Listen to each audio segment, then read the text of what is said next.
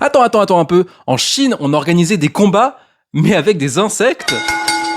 Et là, je vous parle pas de lions ou de tigres, mais de grillons et de scarabées élevés comme de véritables combattants. En Chine, dès la dynastie Tang, et surtout sous les Song, ces insectes étaient particulièrement sélectionnés pour leur agressivité.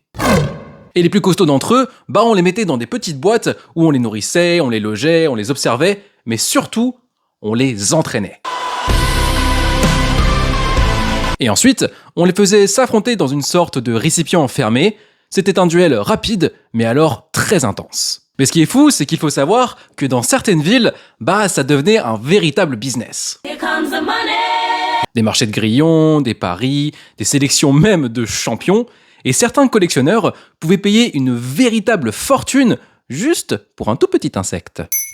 Et le plus zinzin dans cette histoire, c'est qu'il existe des textes anciens chinois qui vont, décrire comment reconnaître un bon combattant, comme si le bordel c'était une véritable science, quoi. En fait, les combats d'insectes en Asie ne sont pas un phénomène marginal ou alors anecdotique. Non, ils représentent une véritable tradition ancienne, socialement codifiée, parfois même très prestigieuse comme on a pu le voir, mais aussi profondément liée à la culture de l'observation de la nature. Et si vous aimez ce genre de contenu sur l'histoire de l'environnement, je vous invite à aller check ma chaîne YouTube.